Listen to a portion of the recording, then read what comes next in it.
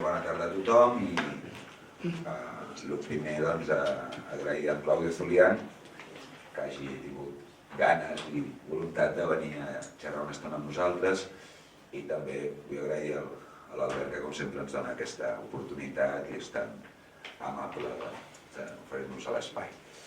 Bé, 4 cosetes sobre Claudio. Italià de Padua, no? De Campo de Sergo. De Campo d'Arce, en província de Padua. En província de Padua.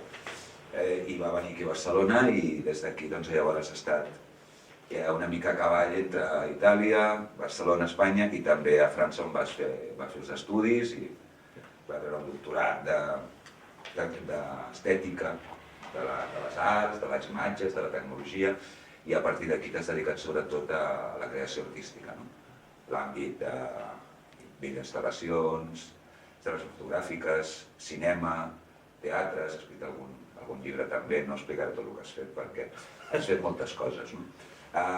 Fonamentalment el que planteja Claudio és un art compromès, on vol mostrar la seva visió de la realitat i sobretot donar veu, imatge a la gent que normalment no en té.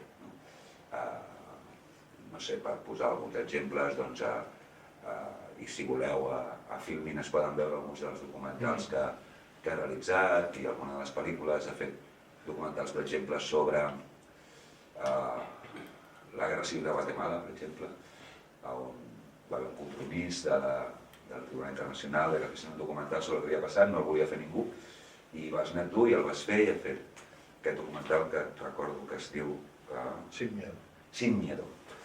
Després n'ha fet algun altre sobre qui serà Barcelona, sobre el Carmel, a vida retrat de com es diu el Carmel, i el Carmel fins i tot ha fet ser de pregoner de l'Estat Major alguna vegada. I també sobre una visió del que serien, per exemple,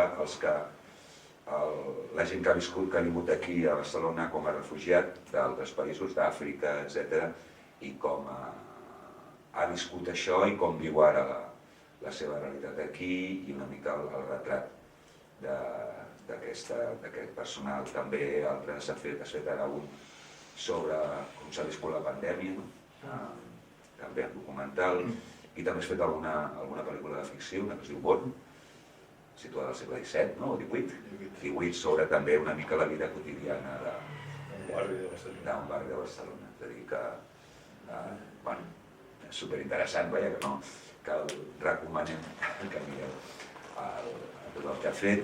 I una mica vam parlar, vols venir? Sí, què et ve de gust parlar? Del canvi d'època, i més que explicar jo el canvi d'època l'explicaràs tu. Suposo que el que vols és això, donar la teva visió sobre el tema i endavant, no fotre més rotllo. Moltes gràcies, Claudio. Gracias a ti. Quiero añadir que en estos momentos se puede ver todavía una exposición de videoinstalaciones y que varias mías en la galería Strand de la Mota, Arts Advisor, que está en el carrer Mercader, en la misma manzana de la Central. Esto es una referencia para el público de ellos.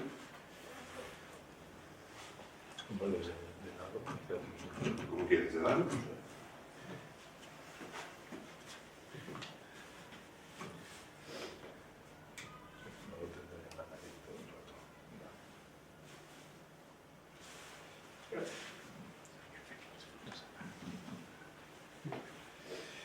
Lo digo también porque varias de las cosas que voy a decir hoy tienen que ver sobre todo con esa exposición, más que con el cine que he ido haciendo hasta ahora. Bien, antes que nada quiero agradecer a los amigos filósofos de la Gleba la oportunidad de estar aquí compartiendo ideas y reflexiones con vosotros. Unas ideas que, os lo confieso de entrada ya, son más bien hipótesis, tentativas, exploraciones, no son cosas muy acabadas todavía. Y puede por ello que mi exposición tenga aspectos discutibles, pero justamente por eso es por lo que estoy aquí, para que discutamos.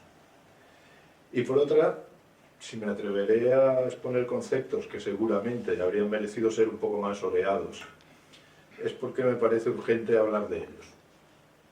Al menos empezar a discutirlos, aunque sea para descartarlos.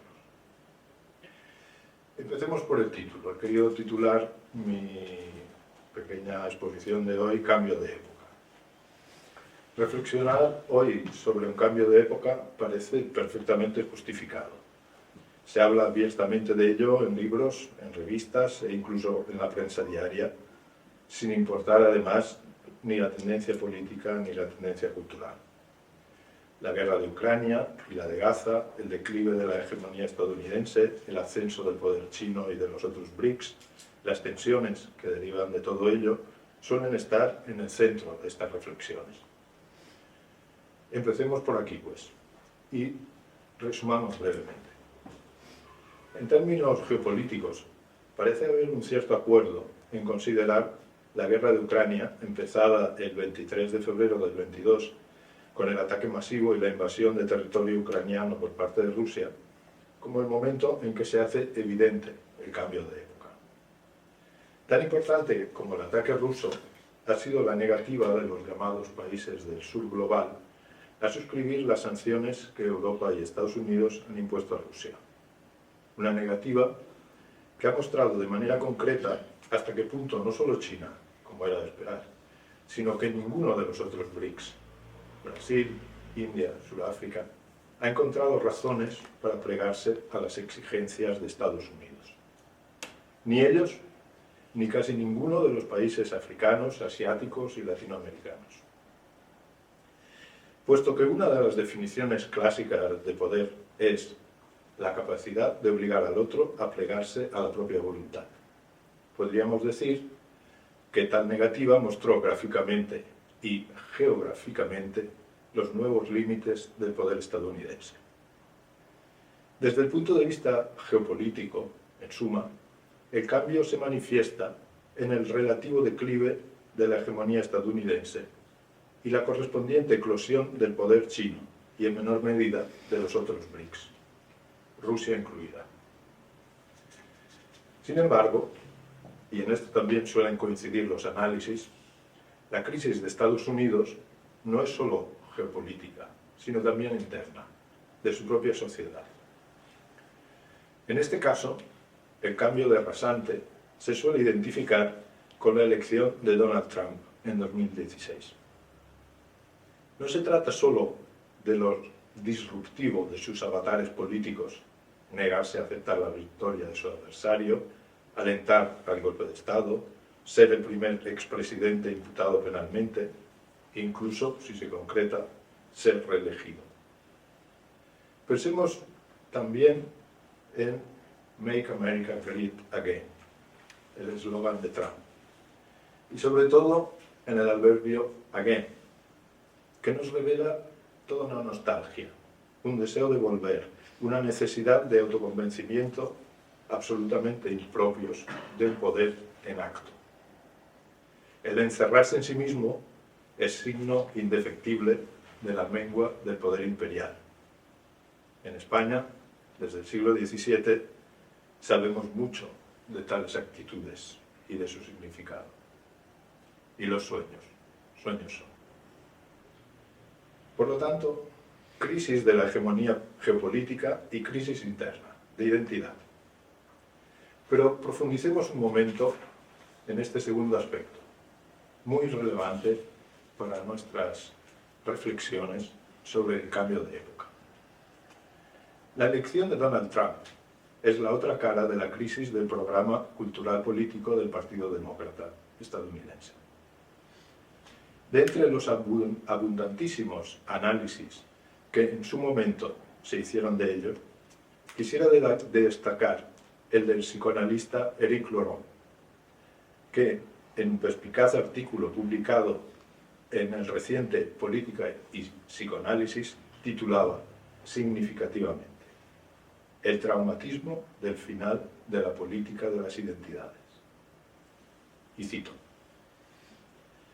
la campaña de Hillary Clinton se había basado por completo en poner el foco en las diferentes minorías étnicas, negros o latinos, en las mujeres, en las minorías sexuales, subrayando para cada una de estas identidades la necesidad de la igualdad de derechos. Por lo tanto, una política de identidades claramente asumida.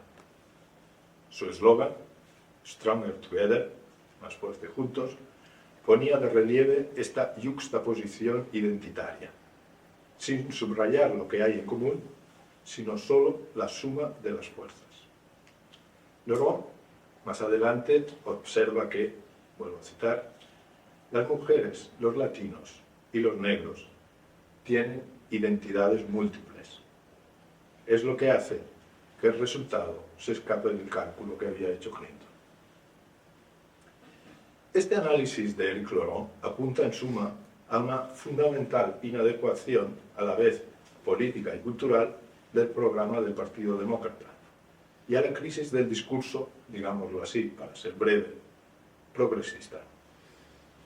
Es este un elemento importante para nosotros, porque se trata de una crisis que desborda el marco propiamente estadounidense.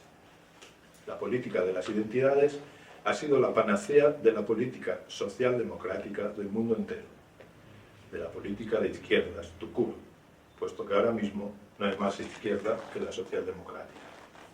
Esto es, no hay más izquierda que la que presume de manejar mejor el capitalismo que la derecha. Un tercer elemento se suma, por lo tanto, a las causas del cambio de época respecto de Estados Unidos. Mengua del poder imperial, crisis de identidad y naufragio de la política y la cultura progresistas. Puesto que lo que aquí nos congrega son preguntas más bien de orden cultural, vamos a profundizar un poco más en esta última cuestión, el naufragio de la política y la cultura progresista, que además nos afecta directamente. Quizá porque en Estados Unidos no se conocieron intentos de restauración, como en cambio sucedió en Europa después de 1815, se consideró que allí la revolución de las 13 colonias sí había alumbrado un mundo nuevo, que, una vez asentado, no necesitaba otra revolución. Las corrientes principales de la izquierda estadounidense han sido por ello siempre reformistas. No han conocido la aspiración a un cambio drástico del orden social, sino solo un deseo de perfeccionamiento, teniendo como brújula la Declaración de Independencia de 1776, muy en particular la promesa de felicidad individual que allí se expresa, y la Constitución de 1787. Es este, en Estados Unidos, el horizonte de referencia para toda reivindicación. Recientemente, por ejemplo, los exponentes del movimiento Black Lives Matter no han exigido cambios revolucionarios, sino solo el respeto de la Constitución, puesto que ésta, según ellos, ya asegura el principio de no discriminación para todos los ciudadanos. Es por ello que las luchas sociales en Estados Unidos tienen un trasfondo extrañamente patriótico. Todavía podríamos retroceder más en el tiempo y hallar motivos más originarios del reformismo estadounidense. Sobre todo, el nunca resecado cordón umbilical con la tradición religiosa. La componente puritana, en particular, caracterizada por la literalidad de la lectura textual de la Biblia y la idea de la santidad del creyente y de la comunidad de los fieles, es todavía apreciable en muchos debates de la sociedad de Estados Unidos. Por ejemplo, en lo que se refiere al lenguaje políticamente correcto, o en todo lo que se refiere al consentimiento en las relaciones sexuales. Este acervo de origen religioso coagula en la concepción del individuo, considerado como unidad primigenia consistente, santa, no agrietada por inconscientes y lapsus freudianos. Es este el individuo que tiene derecho a la búsqueda de la felicidad inscrita en la Constitución y que configura el núcleo esencial, el principio primero de todo el orden político. Estas características, reformismo e individualismo esencialistas, son visibles en diversos grados, no solo en los rasgos culturales y políticos específicos de Estados Unidos, sino también, y no podría ser de otra forma, en el modo de la recepción de ideas y comportamientos ajenos, que son después reciclados, devueltos al remitente y objeto de broadcasting por Estados Unidos. En el ámbito académico y político son ejemplares, en este sentido, las aventuras de las reflexiones sobre el orden del discurso de Michel Foucault. Para el filósofo francés, el estudio de la topología de la enunciación es una vuelta de tuerca más en el análisis, inaugurado por Nietzsche, de la fundamental historicidad, heterogeneidad e inconsistencia de los discursos, tanto si son institucionales como si son individuales. En la academia y en los ambientes activistas de Estados Unidos, tal análisis se ha sedimentado, en cambio, sobre el zócalo inagrietable del individualismo esencialista, transformándose en un argumento a favor de la consistencia del individuo. Por ejemplo, en las reflexiones sobre la interseccionalidad, la coincidencia de varios vectores de opresión, raza, género, clase, no da lugar a una concepción de un individuo roto por la heterogeneidad misma de tales vectores, y por eso mismo capaz de cuestionar la solidez del molde opresivo y encontrar alianzas, también heterogéneas, por supuesto. Al contrario, es porque coinciden concretamente en mí estos vectores que puedo decir un yo irreductible a cualquier otra experiencia. Se redibuja en suma, una vez más, la barrera infranqueable de la consistencia del individuo propia de la cultura estadounidense. Esto sí, con una nueva argumentación. No se trata solo de discusiones académicas. La relectura de la crítica Foucaultiana al orden del discurso en clave esencialista, propia del ámbito estadounidense, ha sido una de las bases conceptuales de concretas medidas políticas y sociales. Al considerar insostenibles los marcos discursivos neutros y tendientes a la universalidad, se intenta reducir todo enunciado al individuo que lo profiere. Como en un juego de muñecas rusas, una serie de identidades sólidas y consistentes justifica que solo cierto género puede hablar de sí mismo. Dentro de ese género, solo las personas de cierta raza podrán ser las únicas en hablar de su propio subgrupo.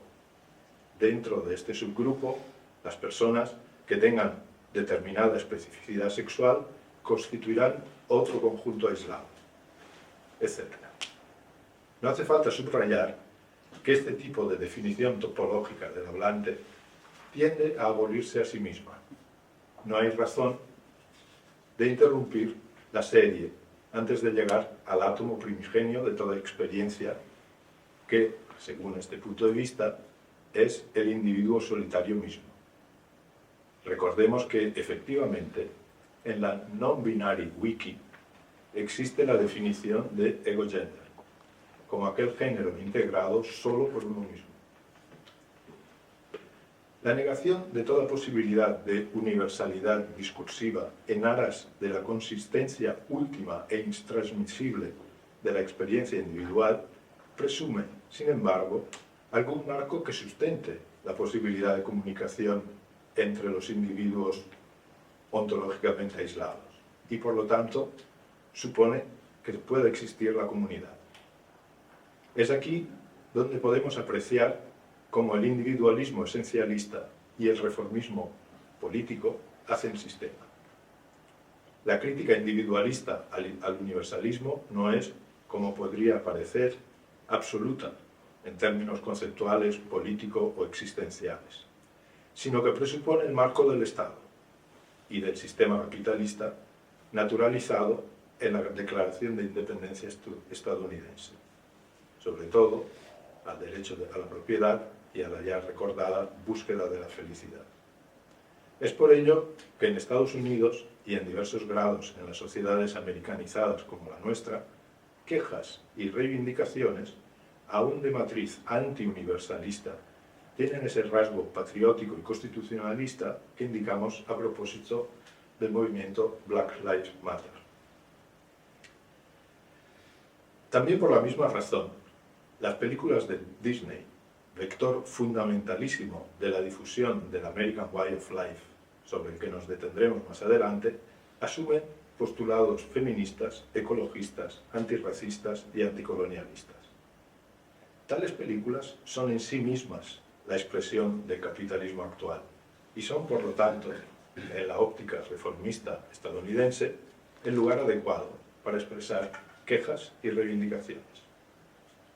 Es más, las películas de Disney suponen la expresión no solo de la coincidencia de paradigmas culturales y políticos a la vez capitalistas y reformistas, sino también una muy concreta convergencia de intereses entre las clases educadas urbanas que votan a la izquierda y se han beneficiado de la globalización y las multinacionales que producen contenidos culturales o nuevas tecnologías.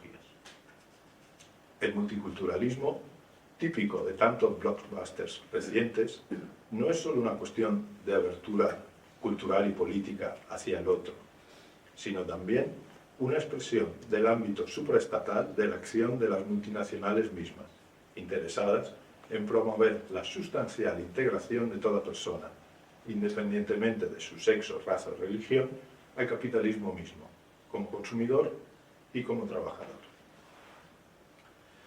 Finalmente, da fe del origen americano de este multiculturalismo el hecho de que promueva una visión también esencialista de los otros, de sus comunidades, imaginándolos como integrantes de culturas primigenias, holísticas e intocables. Una nueva versión, en suma, del mito moderno y occidental, donde los haya, del buen salvaje, al que se priva, una vez más, de historia y de política, con el argumento, típicamente esencialista, de una imposible conexión, comparabilidad y comunicación entre culturas. He querido entrar en detalle de la historia y los contenidos de la cultura progresista de matriz estadounidense porque, como apuntábamos antes, su crisis es uno de los elementos del cambio de época. Una crisis que nos afecta profundamente también a nosotros europeos, porque la izquierda, en Europa, como en todo el mundo americanizado, al haber asumido estos postulados por interés de clase y comunidad de cultura, ha tenido que pagar en ceguera las ventajas de compartir hegemonía. En consecuencia, algunas cuestiones centrales que definían políticamente a la izquierda se han deslizado en los márgenes, si es que no han desaparecido por completo. La problemática de la pobreza, por ejemplo, ha acabado por ser considerada, en Europa también, un asunto técnico y no sistémico, a gestionar a través de los servicios sociales. En Estados Unidos se gestiona también penalmente, según la vieja tradición religiosa anglosajona, que considera a los pobres unos delincuentes. Así, las personas de escasos recursos, lo que queda de la clase obrera y los precarios, se orientan por rabia, por miedo e incluso por afinidad cultural hacia la derecha y sobre todo hacia la ultraderecha. Tal deriva política de las clases troncales en el voto es un rasgo del cambio de época sobre el que estamos reflexionando, que encontró su expresión en la victoria de Trump, pero también en el acceso el año pasado de Giorgia Meloni a la jefatura del gobierno italiano y el auge de muchos partidos de la ultraderecha continental. Las escandalizadas reacciones de la izquierda solo muestran los límites de su pensamiento y de su práctica política. Realismo y capacidad de análisis crítico y autocrítico quedan en estos momentos fuera de su alcance. Por otra parte, la cultura progresista, y subrayo otra vez que uso esta palabra a sabiendas de que es un atajo conceptual, la cultura progresista decía que ha colonizado las universidades, las estructuras burocráticas y los partidos de izquierda del mundo, tiene límites sociales muy definidos. Es, como apuntábamos antes, una cultura de clase. En este sentido, presupone un marco más general que la contiene. Hemos hablado antes de Disney.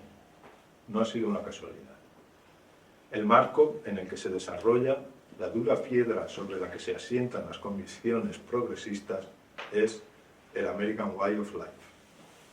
El capitalismo consumista en su versión, contenidos y expresiones concretamente estadounidense. La pregunta que surge espontáneamente, entonces, es si el fin de la hegemonía geopolítica estadounidense, que caracteriza el cambio de época, supone también el fin del American Way of Life. Veamos. El siglo americano, que acaba ahora, ha supuesto la globalización exponencialmente acelerada después de 1989 del American Way of Life. Sus vectores principales han sido el cine, primero, después la televisión y más tarde las redes, y la producción de bienes de consumo, sin que sea posible establecer una prioridad entre los dos. Recordemos aquí que la hegemonía cinematográfica estadounidense se fraguó a partir de 1915, cuando el conjunto de la industria cinematográfica francesa, hasta entonces mundialmente dominante, tuvo que parar toda producción por la amenaza de los bombardeos alemanes sobre París y la incorporación de técnicos y actores al ejército. Estados Unidos aprovechó y desarrolló inmediatamente sus propias redes de distribución mundiales, con prácticas muy agresivas de carácter monopolístico que perduran hasta nuestros días. Ya entonces, en las películas estadounidenses se podía apreciar un estilo de vida moderno. Por las imágenes de las películas, pues pensemos en los cortos de Chaplin, sin ir más lejos, desfilaban coches, neveras, supermercados, ropa cómoda e informal, los blue jeans, por ejemplo, que luego la propia industria estadounidense producía masivamente y exportaba. Sin embargo, en las últimas 2 décadas del siglo XX, los objetos y el cine propio del American Way of Life ya no eran producidos solo en Estados Unidos, ni contaba para ello con capital mayormente estadounidense. Hace unos 15 años, Frédéric Martel, en su documentadísimo Mainstream, ensayo sobre la cultura que gusta a todo el mundo, demostró que el capital de las grandes majors de Hollywood no era de mayoría estadounidense, sino global, con mayoría japonesa o alemana en algún caso. Y que, por otra parte, el entretenimiento y la producción de tipo estadounidense, contenidos y forma, ya se producía localmente en Corea, en China, en la India, en Egipto o en Brasil, con la misma calidad. El American Way of Life era ya, en el último cuarto del siglo XX, una producción del mundo entero. Todas las regiones de la Tierra reproducían sus rasgos y siguen reproduciéndolos autónomamente. Hoy, en el 2024, no se vislumbra tampoco ninguna solución de continuidad. No existe ningún foco civilizatorio alternativo que en algún lugar del mundo esté disputando la hegemonía del American Way of Life, de la civilización del consumo. Es este el marco global en el que ha acabado por confluir la cultura progresista. Volveremos más adelante sobre ello y sobre sus razones más profundas. Por ahora, nuestra reflexión nos lleva a constatar que la crisis geopolítica de la hegemonía estadounidense que inaugura la nueva época no corresponde a una crisis civilizatoria del American Way of Life. Parece más bien que nos hallamos en la situación descrita por Ian Morris en su perspicaz Guerra, ¿para qué sirve?, cuando describe un típico fin de un imperio. Este, según Morris, necesita paz para poder enriquecerse y necesita que sus súbditos se enriquezcan para poder imponerles tributos. Los súbditos se enriquecen haciendo propias la cultura y la política imperiales, hasta el punto de llegar a desafiar el imperio mismo. Empieza entonces un periodo de guerras. Para orientarnos en la situación actual, en el cambio de época, podríamos también pensar en el fin del Imperio Romano de Occidente. el momento de su final político, en 476 después de Cristo, no supuso ni el fin de las estructuras sociales y administrativas, ni mucho menos el fin de su cultura, que, reinterpretada ya entonces por el cristianismo y también un poco más tarde por el Islam, y revisitada filológicamente a partir de la Baja Edad Media, ha llegado hasta nuestros días. Tanto es así que nos estamos expresando en un idioma derivado del latín. Podemos hipotizar, en suma, que la época que la crisis actual inaugura estará marcada por un tipo de cultura nacido del American Way of Life, con la particularidad de que América no la va a emparar. Parece darnos la razón el hecho de que China, por ejemplo, sin ceder al sistema político democrático que caracteriza a Estados Unidos, ha mostrado la vía de una sociedad de consumo madura, cuyos productos y estilo de vida son en todo homologables a los originales estadounidenses. Lo mismo se puede decir de otros estados que reivindican en todo una originalidad, cuando no una originariedad, como Arabia Saudí y los Emiratos del Golfo o la India. Me imagino que llegados a estas conclusiones, más de uno en la sala que mantenía de una manera u otra la esperanza en una alternativa del capitalismo, se va a sentir desanimados y quizás con ganas de encontrar consuelo cuanto antes en el bar de al lado. Lo siento.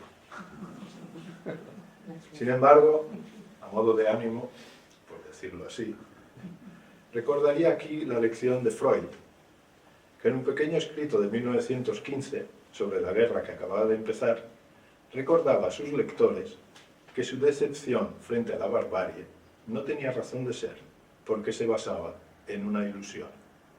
La ilusión de que los 45 años de paz anteriores habían engendrado un hombre nuevo para el que la guerra ya no era una opción.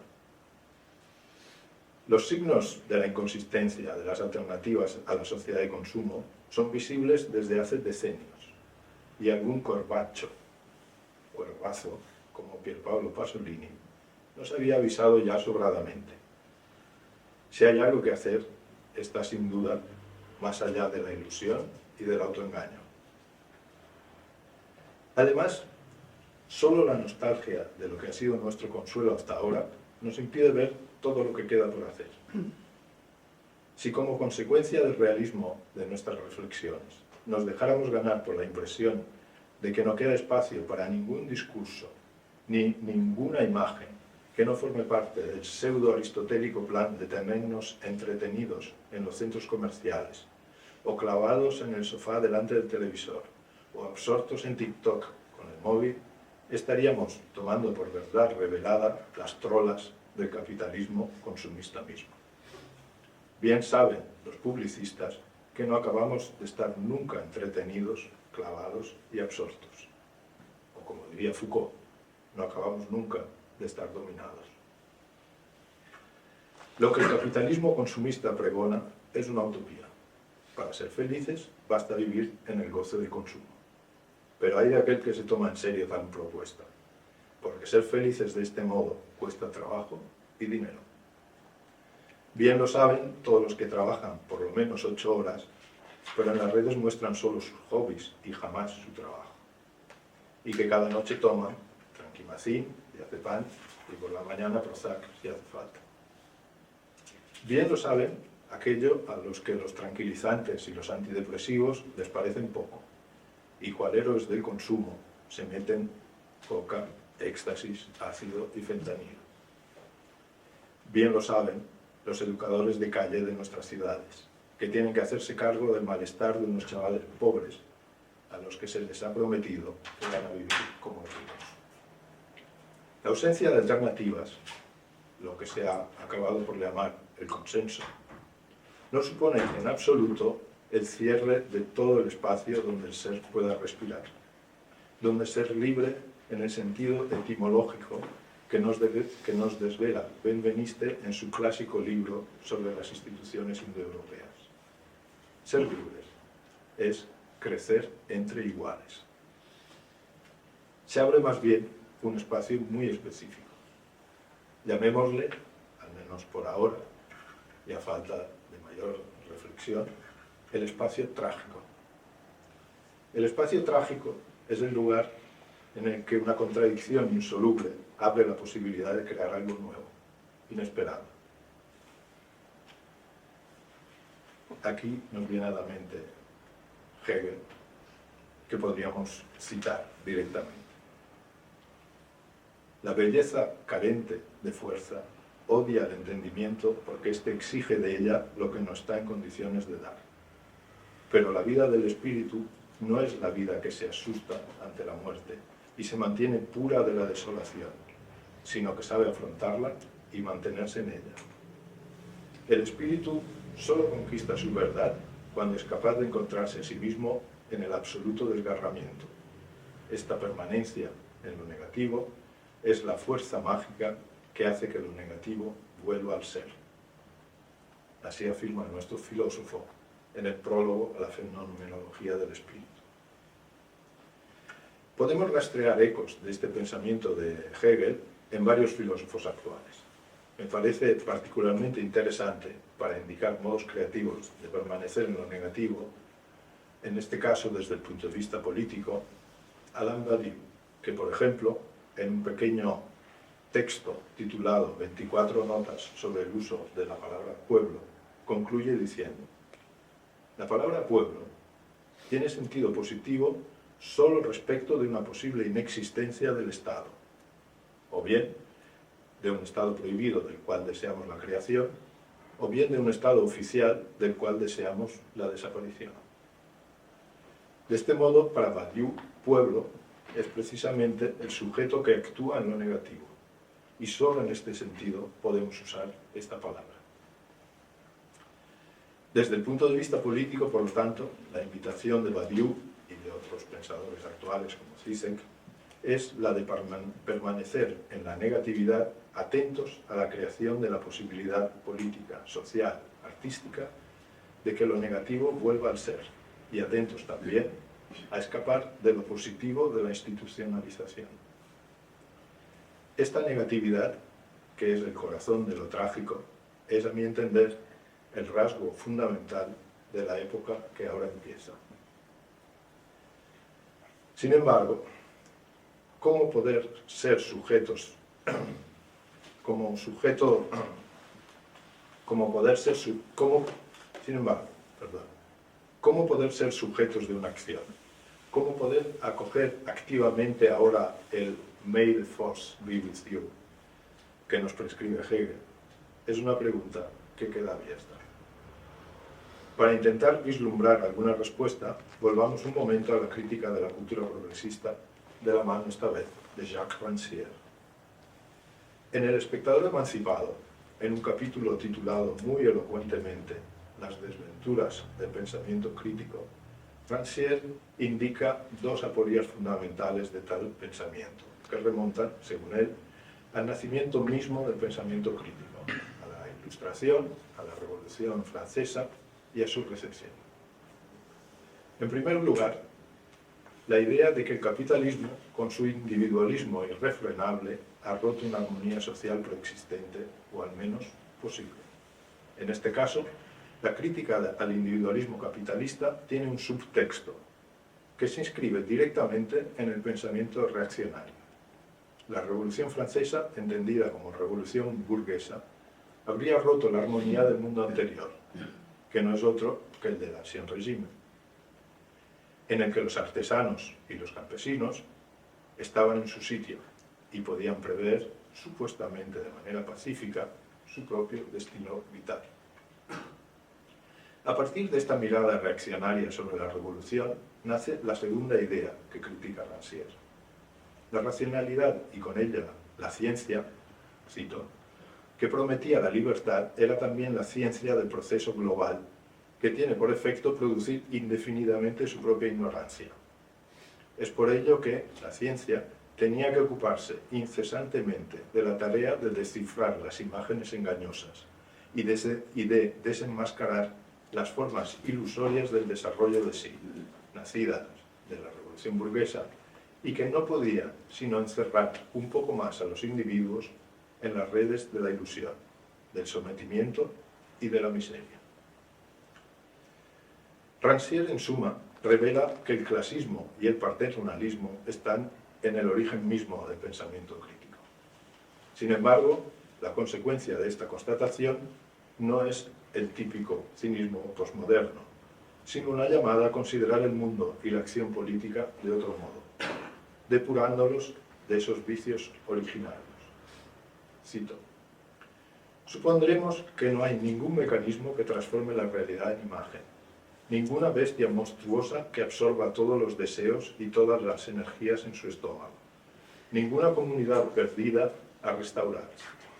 Lo que hay son simplemente algunas escenas del disenso susceptibles de suceder en cualquier lugar y en cualquier instante. Estas reflexiones de Rancière son de 2008, un momento en que, más allá de la crisis económica que se estaba gestando, en el horizonte geopolítico mundial reinaba la Pax Americana. A mi entender, esto le permitió acabar su texto con una nota de optimismo y fe en las potencialidades de un disenso espontáneo que nosotros no podemos compartir ahora. Sin embargo, en lo que he llamado, a falta por ahora de una expresión mejor, espacio trágico, hay que asumir la crítica de Rancière. Los que producimos reflexiones y obras no somos en absoluto diferentes de las personas que transitan los centros comerciales. Vemos el mismo mundo, debajo del cual no hay otro. Ni ellos son tan estúpidamente felices como nos lo muestra la publicidad, ni nosotros tan alejados de sus dolores. Nosotros y ellos, todos, tenemos que trabajarnos nuestras grietas y nuestros abismos. Quizá por la particular conformación de nuestra sociedad, que nos encomienda específicamente pensar y producir arte, literatura, cine, a nosotros nos toca trabajar más para poder ofrecer algo que quizá encuentre algún eco en algún momento. Finalmente, es en el espacio trágico donde podemos hallar continuidad y coherencia entre la propuesta cultural y política que estamos esbozando y el nuevo marco geopolítico. El momento geopolítico actual es un momento trágico. La vuelta a la guerra como opción posible del juego político internacional nos lo indica con claridad, con su cortejo de muerte, destrucción y también, digámoslo con Freud, de entusiasmo salvaje por la aniquilación del otro. Una guerra además con modalidades clásicas: guerra de trinchera en Ucrania, bombardeos masivos sobre la población civil en Gaza. Dos déjà vu de la Primera y la Segunda Guerra Mundial. Dos guerras que inauguran el cambio de época. Me parece que antes de acabar, y en vista de mi condición de artista y cineasta, os debo también alguna reflexión sobre la imagen. Al menos para indicar algún puente, algún tránsito concreto, aunque sea personal y particular, entre mis reflexiones aquí expuestas y mi práctica artística y cinematográfica. En la introducción de la edición italiana de las Consideraciones actuales sobre la guerra y la muerte, de Freud, nos dice el psicoanalista Michele Bertaglia, cito: en cambio, el doloroso trabajo de lo existente, que es el trabajo de quien, incluso en melancolía, rehuye del gesto de la representación uniforme de una maestría perdida, y en cambio sabe multiplicar las imágenes de su propia vida en pérdidas, mientras le da constantemente forma y forma plural. Es aquí quizás, en esta obra, que ya nunca es más que la perfección de una obra, el psicólogo, que resiste metódicamente a la manía del arte, se encuentra con el poeta, que resiste con razón a la tentación curativa del análisis. Fin de la cita. Reencontramos aquí ese productivo mantenerse en lo negativo sobre el que venimos reflexionando, esta vez en términos de subjetividad y producción intelectual y artística. Fijaros que aquí se habla en concreto de imágenes, y no estamos forzando el sentido que esta palabra pueda tener en un texto psicoanalítico, puesto que el propio Bertaglia desarrolla sus ideas después, citando uno de los sonetos a Orfeo de Rilke, en concreto el 9º de la primera parte, en el que se dice: aunque el reflejo en el estanque a menudo nos desdibuje, conoce la imagen. En alemán, wisse das Bild. Hemos apuntado antes que la globalización de la cultura consumista del American Way of Life ha tenido primero en el cine y luego en otras formas de la imagen audiovisual su columna vertebral, tanto que los productos de consumo y las imágenes de los productos de consumo son indistinguibles. La cultura del consumo es una cultura de la imagen. Quizá Rilke, que escribe los sonetos en 1923, cuando el cine ya era el arte más popular y el American Way of Life ya se estaba adueñando de las ciudades, estaba pensando en un Orfeo Narciso mucho más contemporáneo del que a menudo la crítica supone. El soneto entero dice así: solo quien la lira cogió también bajo las sombras puede la infinita alabanza ofrecer intuyendo. Solo quien con los muertos comió amapola, la de ellos, no perderá de nuevo el tono más leve. Aunque el reflejo en el estanque a menudo nos desdibuje, conoce la imagen. Recién, en el reino doble se hacen las voces eternas y suaves. Forzando, o quizás no, en este caso haciendo nuestra los versos de Rilke, la imagen en el estanque donde nosotros podemos narcisísticamente reconocernos es la pantalla del cine. Y para Rilke, como para Rancière, no hay algo escondido en la imagen, no hay un mundo ocultado por otro. Conocer la imagen no es desvelar un engaño, sino conocer la profundidad de la imagen, sus dos caras, la de los vivos y la de los muertos.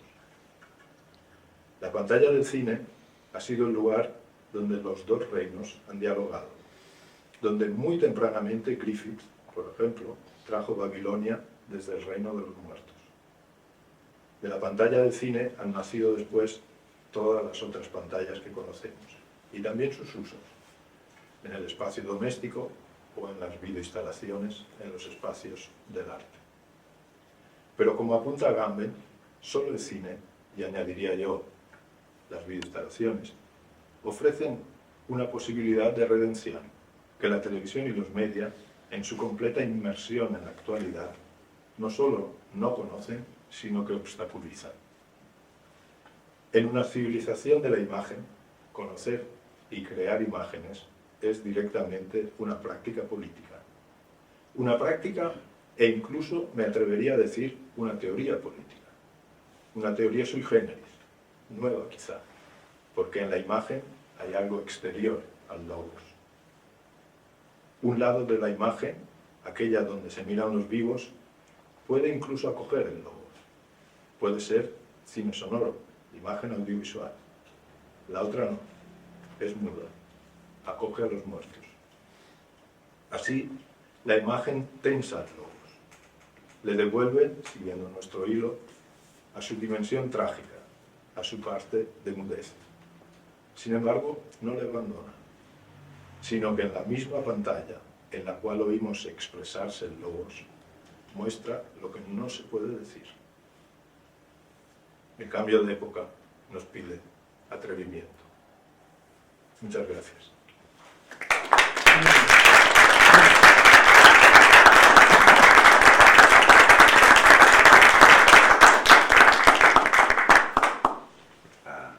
Obrim si teniu ganes d'intervenir. Jo d'entrada sí que te quería comentar una cosilla para si como que no puedo. Nos oímos. A ver, el fin del Imperio Americano, pero no del American Way of Life, ¿vale? Las alternativas China, estos BRICS, ¿vale? Y el actor trágico, ¿quién es? ¿Puede ser Europa o no? Pues claro, el planteamiento es, digamos, siempre que hacemos una reflexión así, que es, claro, este planteamiento es plano, individualismo, tal, todos los europeos lo vemos de otra manera, pero pintamos algo, podemos decir algo ahí.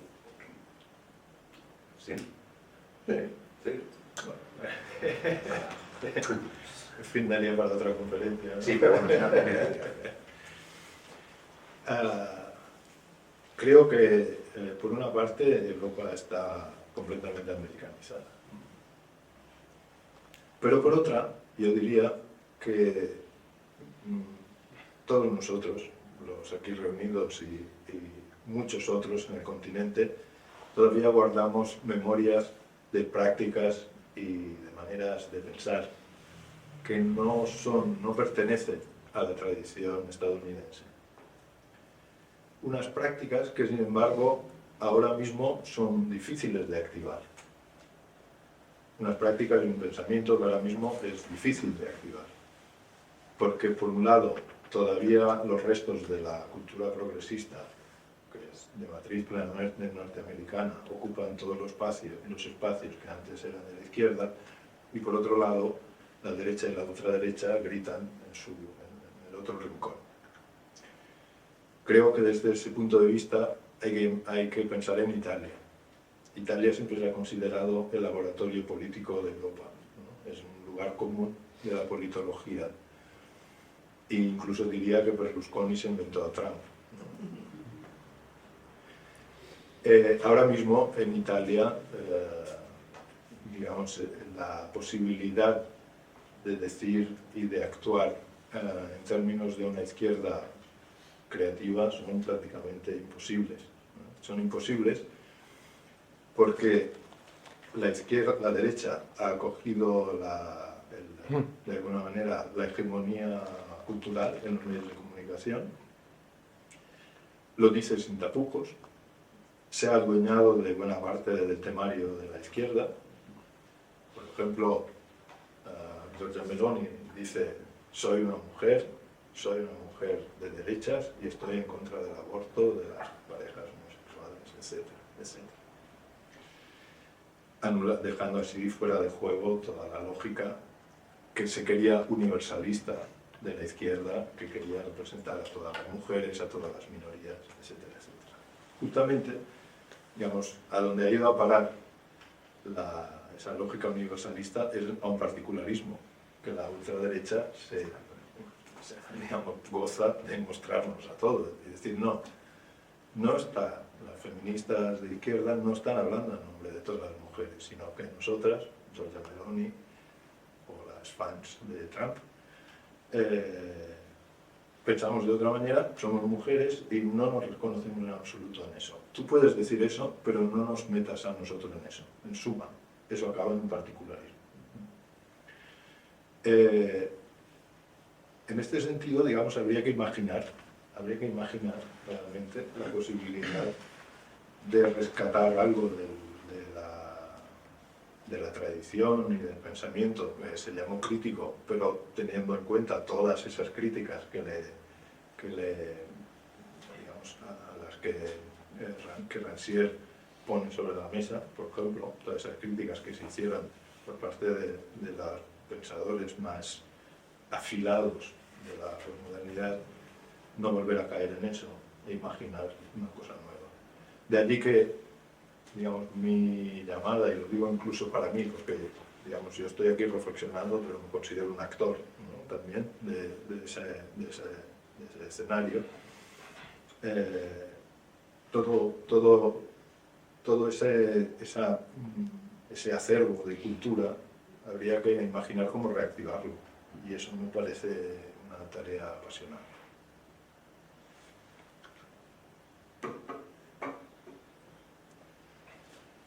Ferrans? Amb micro o sense micro? Sense bé, no? No, moltes gràcies, ha sigut molt interessant. Crec que efectivament aquesta reflexió autocrítica és absolutament imprescindible, no? Per viure. Viure amb l'acceptació, diguem-ne, acrítica del que ens passa, crec que no és viure, no? Per tant, m'agrada tant. Ara, jo no no veig les coses com les veus tu exactament, i intentaré ser escuet i breu. Primer, quan dius un canvi d'època, no entenc a què et refereixes, perquè clar, si estem parlant de la fi de la Guerra Freda, clar, fa 30 anys, i 30 anys no és cap època. És un moment, és una estoneta, és un interval. No? I per tant no sé quin canvi d'època et refereixes, perquè entenc que has explicat la crisi de l'hegemonia geopolítica americana, que també és discutible, però bueno, acceptem-ho, però quan va començar aquesta hegemonia? Segur que no va començar el 1989, no? Per tant, se'm desdibuixa una mica. A mi em sembla que per analitzar la situació hem d'intentar tenir una mirada una mica més àmplia i efectivament començar a pensar les coses des de la modernitat, des de les revolucions il·lustrades i els canvis que realment imprimeixen. A partir d'aquí podem veure aquest arc. I en el si d'aquesta modernitat, doncs, jo crec que hi conviuen diferents línies de pensament. Cada vegada són més hegemòniques unes i de vegades més hegemòniques unes altres. Totes neixen d'aquí i passen temporades i sobretot estan en hibridació, mai es donen, diguem-ne, de manera pura. Per això jo entenc que el capitalisme, la ideologia neoliberal, aquest primer liberalisme que va sorgir, que ha anat entrant i sortint, que en alguns moments s'ha considerat a si mateix com derrotat, perquè no oblidem que Hayek va fer una crida dient està a punt de desaparèixer el capitalisme. Vol dir que no devia ser tan hegemònic. Doncs, bueno, evidentment que marca la nostra realitat moderna occidental, però jo no crec que puguem dir que vivim en un món capitalista. De fet, els propis capitalistes no ho han dit mai, ni ho consideren mai, i sempre pensen que hi ha barreres a tirar enrere. I entre altres coses no m'agrada dir-ho perquè és efectivament negar la condició de possibilitat de viure en un món no capitalista. Clar, si resulta que el que ve donat, el que hi ha, el que representa la modernitat és el capitalisme, lluitar contra això és quasi impossible. És quasi impossible. I a més és que no crec que objectivament no és veritat. Perquè l'estat del benestar és capitalista. La democràcia és capitalista, com els capitalistes, alguns han fet un gran esforç per dir que la democràcia era capitalista, i diuen democràcia liberal, però és absolutament mentida.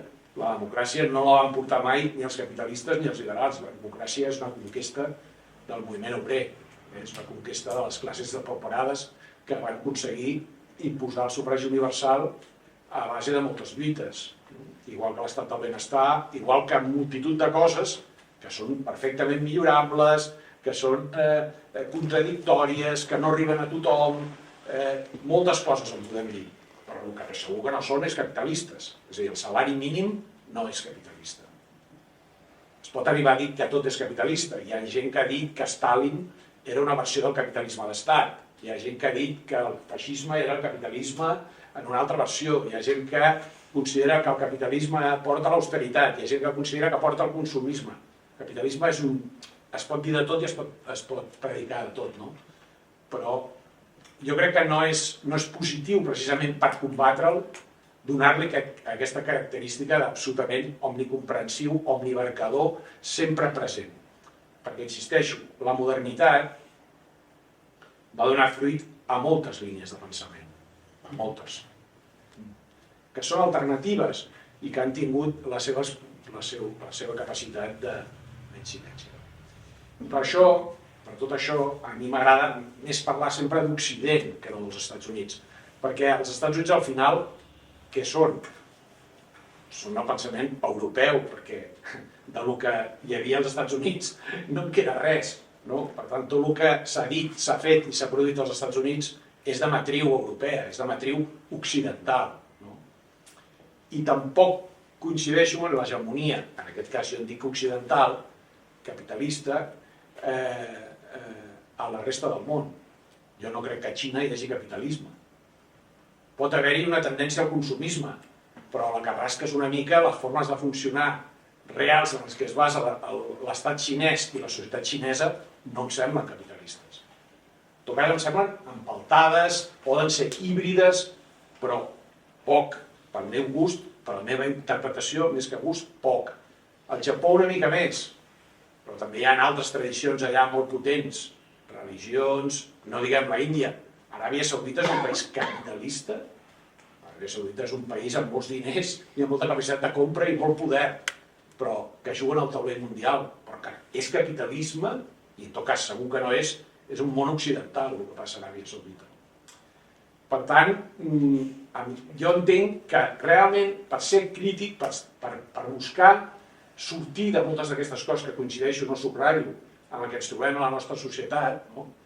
Aquesta anàlisi diguem-ne, d'entrada ens posem la llosa del capitalisme a sobre, crec primer que no és veritat i després que no ajuda. O sigui que la capacitat de canvi no està en aquest pení, en aquesta manera d'enfocar la situació, sinó precisament en emfatitzar aquells corrents que sí que han sigut emancipadors, puntualment, insuficientment, limitadament, contradictòriament, però és que han existit i continuen existint.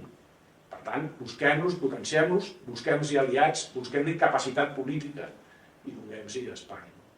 Perdoneu si m'he allargat. Bueno, digamos, en algunas cosas tengo que hacer alguna aclaración, en algunas no estamos de acuerdo, simplemente, ¿no? Respecto al cambio de época, yo creo que sí que estamos en un cambio de época y estamos, pero digamos, entendiendo esto desde el punto de vista histórico. Como sabemos, hay ciclos largos, ciclos cortos, ¿no? Evidentemente estamos dentro del ciclo largo de la modernidad, pero pensando solo en el ciclo largo de la modernidad, también se nos desdibuja lo que es específicamente nuestro destino, ¿no? Actual. Cuando hablaba de un cambio de época, creo que se puede utilizar esta expresión porque a mi entender estamos al final de dos ciclos, uno corto y uno más largo, o incluso tres si queremos. Y justamente la coincidencia de los finales de ciclo hace que sea un cambio de época particularmente significativo. El corto, creo que bastante obvio, es el de la Pax Americana, que empieza en el 89 con el fin de la Guerra Fría y llega hasta ahora. Este es un ciclo corto.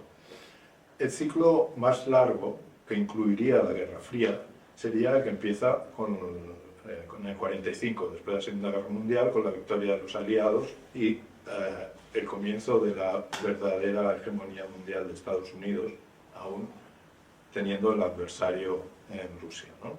en la URSS.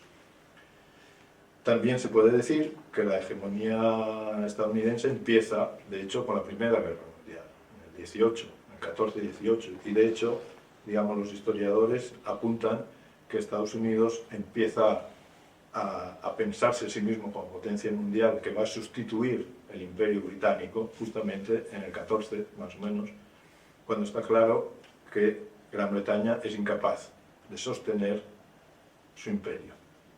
Ya no tienen los medios económicos para hacerlo.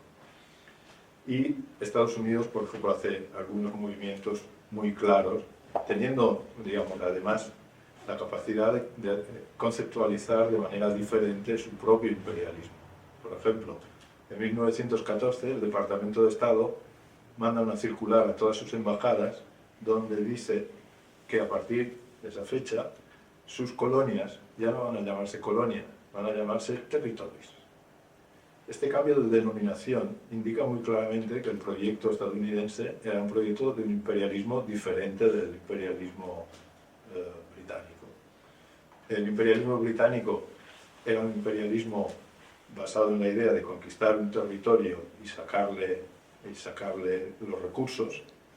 El imperialismo estadounidense, más moderno, más capaz de un dominio del mundo basado en las comunicaciones y en la rapidez de los medios de comunicación, piensa que es suficiente con amoldar los gobiernos de cada lugar a sus propios intereses sin necesidad de conquistar los países, ¿no? Y es lo que hemos visto, ¿no? Como el golpe de Estado en Chile, por ejemplo, fue la realización de esta política.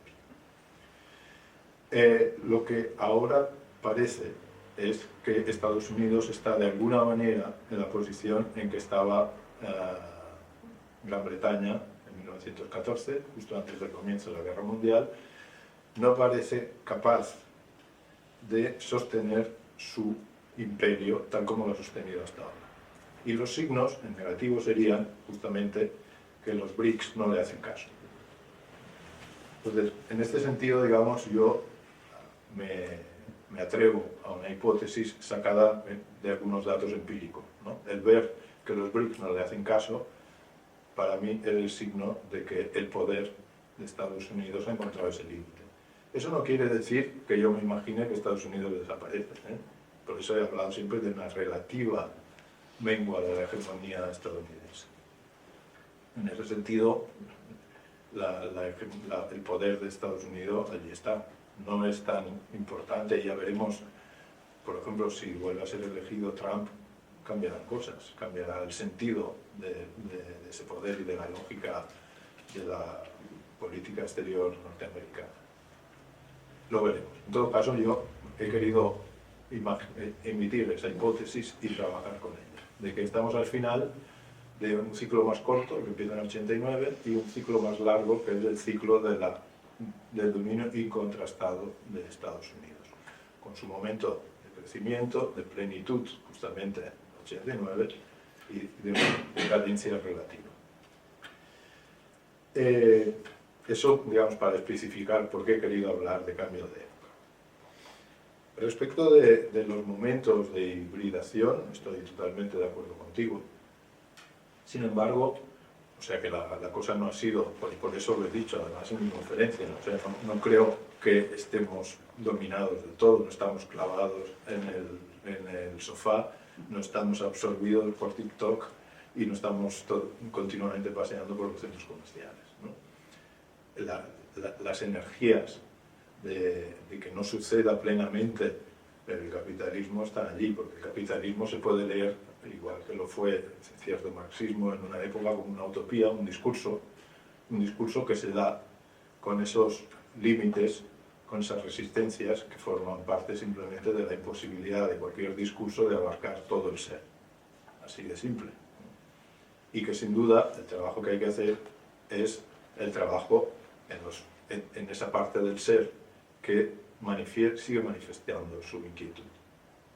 Ahora, en mi charla lo que he intentado es indicar alguna modalidad de hacer eso, porque en concreto creo que las modalidades que se han imaginado en el ámbito de la cultura progresista ahora mismo son irrelevantes e ineficaces, y por lo tanto hay que pensar las nuevas.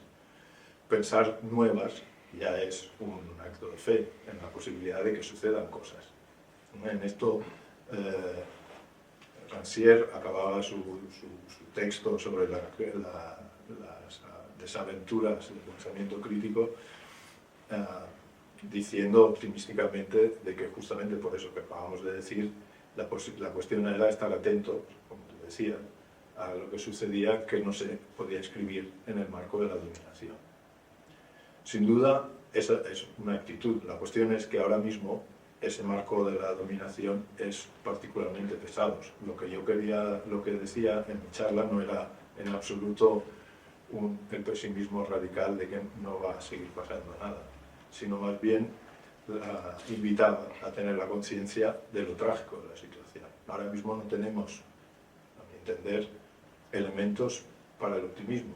No podemos simplemente esperar, como esperó Rancière y otros filósofos postmodernos, incluso Toni Negri en su libro sobre el imperio, que sucediera espontáneamente una transformación, simplemente porque se agregaban una serie de individuos, de actos, de pequeños grupos que eran capaces de llevar adelante una acción.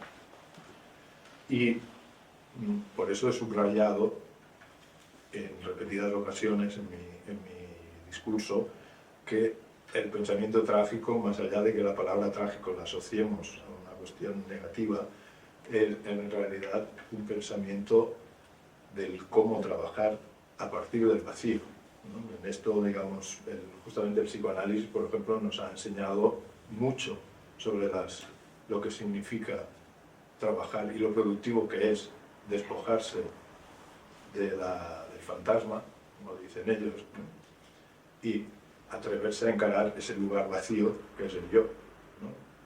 O incluso a otorgarle a la preeminencia a esa figura que dice Lacan, que es la de la mujer del no todo, ¿no? Es decir, el no todo es lo que viene antes del todo, ¿no? Y que por lo tanto es en el lugar donde se pueden imaginar otras cosas que no sean lo que está siendo. Dicho esto, en mi discurso he intentado hacer una diferencia clara entre, y quizás no he sido bastante claro, entre el American Way of Life como lo que podríamos decir una forma de subjetivación y el American Way of Life como el puro hacerse del capitalismo. Sí, no, estoy de acuerdo contigo de que no se puede reducir todo al puro capitalismo, todos los actos de las personas que viven en nuestro mundo ahora. Lo que quizás me hace dudar más es que no estemos todos, nuestras subjetividades no estén todas producidas por el capitalismo en este momento. Y cuando digo esto pienso, por ejemplo, en cómo el cristianismo produjo una subjetividad nueva. Y esa subjetividad nueva supuso simplemente otras maneras de encarar el mundo y otros límites donde trabajar para esa posibilidad de ser libres. Creo que es importante, y esto sí que para mí es central, en mi discurso, en mis reflexiones y en mi trabajo de artista y cineasta, pensar que ya está, o sea, el sujeto, la raíz del sujeto contemporáneo ya no es la cristiana, la que analizó Foucault, ¿no? La que analizó Foucault en la historia de la sexualidad, por ejemplo, es otra, es una nueva. Y lo que tenemos que trabajar es a partir de esa nueva subjetividad. Esa nueva subjetividad no quiere decir que, o sea, no hay que imaginar la subjetividad como el momento de un control de algo que estaría allí si no hubiera esa forma de subjetividad. Eso Foucault ya lo puso claro, las subjetividades se producen. Nosotros somos productos del capitalismo, del American Way of Life. Somos productos de la modernidad, pero no del capitalismo. Bueno, en esto no estamos de acuerdo. Considero que la verdadera revolución antropológica, como decía Pasolini, ¿no? Ya en el 75, la verdadera revolución antropológica, la revolución que ha creado el sujeto nuevo, es la revolución de la sociedad de consumo, que coincide con el capitalismo, pero el capitalismo es la expresión de eso.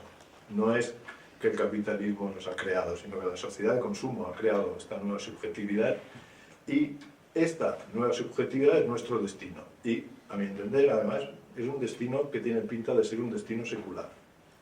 Realmente, de la misma manera que lo fue la subjetividad cristiana, en el momento en que nació. Y duró, pues, casi 2000 años. Finalmente, y esto es un matiz del discurso, tú apuntabas a esta cuestión de Occidente y Estados Unidos, que sé que forma parte de las discusiones y a la que yo me opongo conscientemente. No creo que Estados Unidos y Occidente sea lo mismo. Entre otras cosas porque eso nos priva de algunos elementos de análisis importantes que tienen que ver con lo que tú preguntabas, justamente. Occidente es un concepto que merece ser como Europa. Son conceptos que merecen ser analizados al detalle, porque, no sé, o sea, Occidente que llega hasta Rusia, por ejemplo. Rusia forma parte de Europa. O sea, empezamos a encontrarnos trozos hasta donde llega la modernidad llega Occidente. Bueno, entonces la modernidad ahora ha llegado a todo el mundo. No. Bueno, Para nada. Tu idea, digamos, esa es tu idea, no es la mía. ¿No? Así de simple. Mi idea es que la subjetividad de la sociedad de consumo es una subjetividad que ahora mismo, por eso citaba a Mastel y su ensayo sobre el mainstream, es una subjetividad que ahora mismo se produce en todas partes y que eso no significa que no haya la posibilidad de hacer distinciones sobre las diferentes maneras en las que esta subjetividad se ha aclimatado en los diferentes lugares. Hay una subjetividad troncal, como lo fue la subjetividad cristiana, a partir de la cual digamos, se puede aclimatar, podemos imaginar que en China, ya que hemos hablado tanto de China y que se habla tanto de China, la aclimatación es diferente, pero vamos a ver en qué es diferente, porque por ahora, digamos, viendo productos chinos, películas chinas, música china, conociendo los turistas chinos que vienen a nuestra ciudad, es difícil ver una raíz profundamente diferente. Ni siquiera, yo diría, es difícil, podemos ver una versión particularmente diferente de una subjetividad consumista. En este sentido, mi análisis parte de esta premisa. Sé perfectamente que hay una tendencia, ¿no?, intelectual a englobar Occidente y hacer estas diferencias por bloques y por tradiciones culturales que a mí ahora mismo me parece ineficaz y superada además. Creo que es más interesante y más productivo pensar en cómo se está aclimatando la subjetividad consumista en esos otros lugares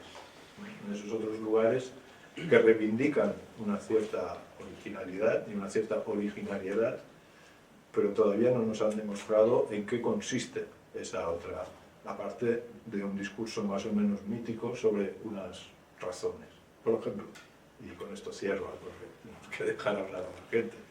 Yo he estado rodando en Dubái y en Dubái estuve rodando una película maliciosa que la encontráis en la 2, que se titula Fortuny y la lámpara maravillosa. Fortuny y la lámpara maravillosa era la historia de una lámpara que diseñó Fortuny a comienzos del siglo XX y en la que se mezclaban todo tipo de elementos, pero que figuraba una especie de oriente imaginado, ¿no?, muy de ese gusto sintético y sincrético propio de la cultura de la Belle Époque. Esa lámpara ha tenido una historia así bastante variada, pero el hecho es que aún se sigue produciendo y se puede ver en la tienda de Fortuny en Venecia, que se llama Fortuny y que no es ni siquiera... Fortuny no tuvo herederos. Me pareció interesante seguir la historia de la lámpara y la seguí hasta Dubái. Me fui a Dubái porque vi que en un restaurante y en interiores de casas se usaba esta lámpara. Entonces me fui allí y por un lado interrogué a profesores de la Universidad de Sharjah, uno de los Emiratos al lado de Dubái, sobre la interpretación de esa lámpara. Y por el otro visité los hoteles de Dubái donde se usaba esa lámpara como emblema de un interior más o menos árabe clásico. Y donde me quedó clarísimo de que iba el asunto fue cuando fui a la tienda que vendía las lámparas. Y le dije al empleado que les vendía y era el que hacía el discurso a los clientes, le dije: ¿quién compra estas lámparas? Me dice: la compran las personas más o menos pudientes del Emirato para reproducir en sus casas el interior árabe clásico. Digo, pero tú sabes que esta lámpara no tiene nada de tradición árabe, es una lámpara diseñada por un diseñador español que vivía en Italia y está fabricada en Venecia. Y me dijo: sí, sí, sí, dice, esto es lo que les importa, que esté fabricada en Venecia, no en China, que no valen nada. En Dubái me explicaron en la Universidad de Sharjah simplemente todo Oriente era un invento, porque era tierra de beduinos y no había ninguna cultura particular material. Había una gran cultura literaria pero no había una cultura material. De manera que todo lo que muestra Dubái a los visitantes y a los turistas haciendo el gesto de una especie de tradición árabe es en realidad un invento turístico hecho sobre el molde de lo que el orientalismo europeo se imaginó de Oriente. Ahora bien, esto tampoco acaba la historia, porque como me dijo sabiamente un profesor de la Universidad de Sharjah, dice, esto no quiere decir que esto no se esté asentando aquí y al final configura de verdad una tradición específicamente árabe, en este lugar donde nunca la había habido. Las tradiciones se inventan. Bien, contaba esto para poner sobre la mesa un poco las complejidades de este asunto.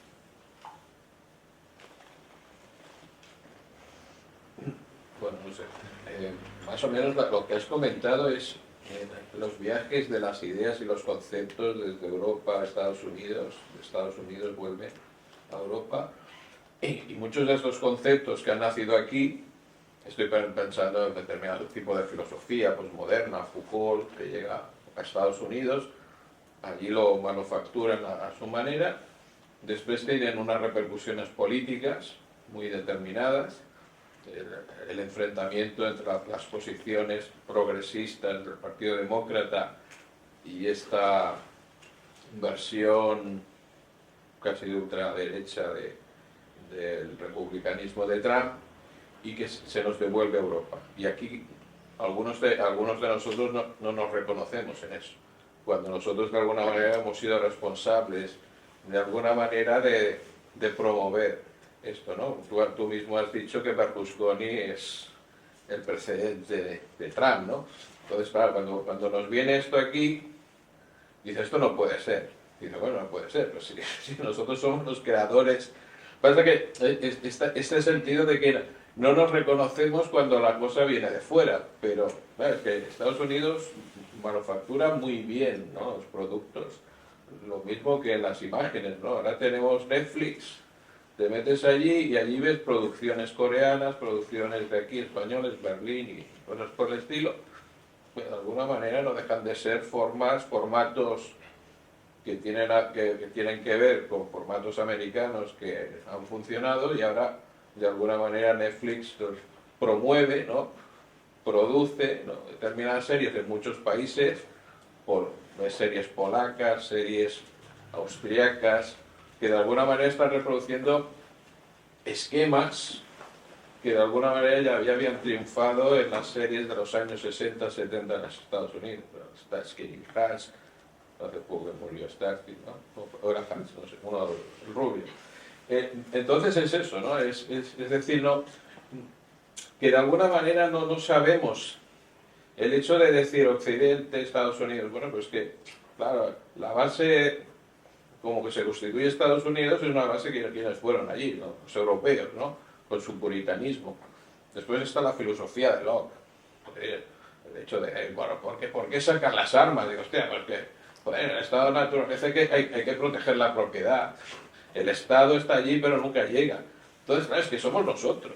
Y entonces nos asustamos. Digo, pero nosotros hemos construido todo eso, ¿no? Y luego nos llega aquí y reproducimos de alguna manera este enfrentamiento que ya se está viendo, ¿no?, en las próximas elecciones en Estados Unidos. Ya vemos Biden contra Trump, aparecen empresas, Bill Gates aparece de los buenos, ¿no?, un empresario progresista, Elon Musk se pasa a los republicanos, este tipo de cosas. Luego hay unos estados determinados, Texas, a los que van de una empresa que dedica parte de sus beneficios a la mejora social o a la asistencia social. Pues de alguna manera el estado de Texas va allí y los machaca. Disney, por ejemplo, en el estado de Florida, con el que debería haber sido, el que se había de haber enfrentado con Trump, pues no recuerdo quién es, pues porque Disney promueve esta manera de ver las cosas multicultural, La Sirenita es negra, tiene que haber siempre un homosexual por allí, que tenga reconocible. Entonces el republicano que gobierna el estado de, me parece que es Miami, ¿no?, o Florida en ese caso, pues está en contra, y tiene unos enfrentamientos con esa empresa, ¿no? Este tipo de cosas luego llega aquí y nosotros estamos con el Pedro Sánchez, la Yolanda y tal, contra Vox y tal, ¿no? Y entonces vemos que en el fondo hay una reproducción de todo lo que pasa en Estados Unidos, lo tenemos aquí. Y a veces digo, pues que es que no puede ser, somos diferentes. Bueno, diferentes no, pues que somos lo mismo. Estamos aquí reproduciendo batallas que de alguna manera nos vienen como de un rebote. Estás jugando al billar y viene la pelota, nos rebota y estamos un poco aquí defendiendo determinadas cosas que son las que están pasando en Estados Unidos, que no somos muy diferentes. El que está allí iba a hacer el payés, el que trabaja ahí en el coto de Doñana sacando ilegalmente el agua en época de sequía, no deja de ser el mismo vaquero de Texas que también incumple determinadas leyes porque el Estado manda a hacer determinadas cosas, pero yo como individuo me niego y me resisto a que me impongan determinadas leyes porque en el fondo yo soy quien debo decidir mi futuro. Y de alguna manera se están reproduciendo cosas. Ahora los agricultores se manifiestan en esto. Tenemos aquí Francia, pero aquí nos llegará con el precio del aceite, 10 euros el litro. ¿Quién nos va a pagar eso? Es decir, todo este tipo de cosas, pues de alguna manera se están reproduciendo en pequeña escala, en macroescala, y de alguna manera nosotros no dejamos de ser un estado más de Estados Unidos. No sé, yo veo que poco... Claro, los estados son los Estados Unidos, pero aquí se llaman Francia, se llaman Holanda, se llaman Alemania. No sé. Un momento, que había otra cosa. Un momento. No os vayáis.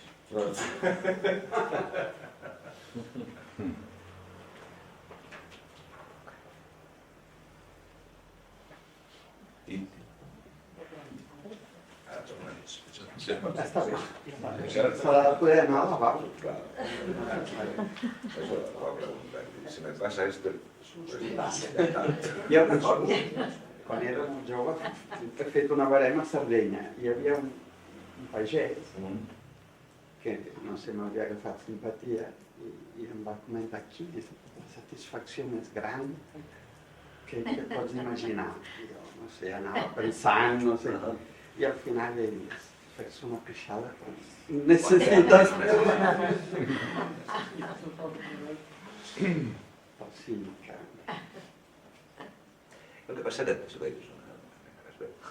ha una cosa que em costa, és a dir, mica...